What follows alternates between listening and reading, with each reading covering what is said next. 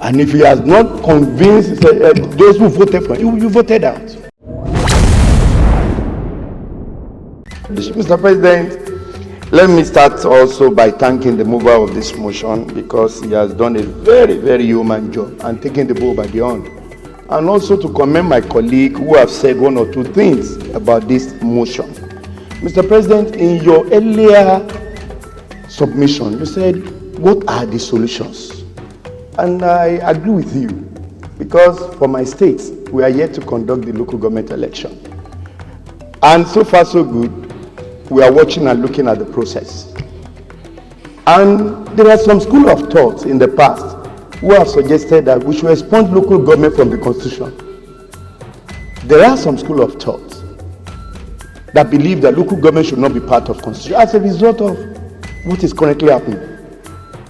Mr. President, let me say this. Every 4 years, we in these chambers and all other elected officials for election conducted by INEC, you see everybody is running helter-skelter to have one legacy or one thing to show for, either of his representation of anything that he's doing. Because he knows that in the next 4 years he's going back.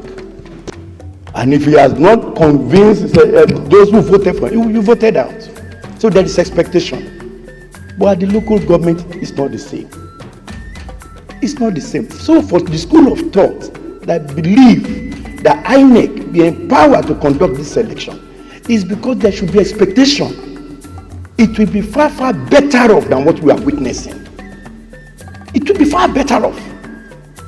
Sir, again, you mentioned about Edo State House of Assembly.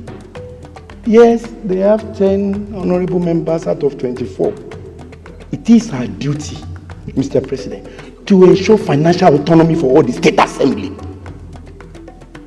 Let them be financially autonomous.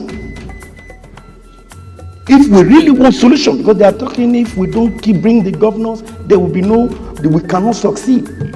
And what is the instrument that they will use? It's because they are not financially autonomous. We can do it here. We are financially autonomous, that is why we can do what we do. So we need to work in that particular area. Mr. President, also, we mentioned about the local government. Yesterday we were here. We started by the Supreme Court pronouncements. Today we are here talking about election. Sir, it must be holistic. If we have started with one, we must do the second leg. We can't do one and leave one. If we have succeeded in having financial autonomy for this local government, we must also have election autonomy for this local government. If we must balance everything. Or else, 4 years, year in, year out, we will continue to come and discuss the same thing. And this 10th assembly is the opportunity because it started with us. If financial autonomy has started with us, we must complete the transaction. I'm telling you, I agree with the school of thought that we should bring people to the table and agree and let's discuss. But at least for once, we must, if truly we want the grassroots to be functional.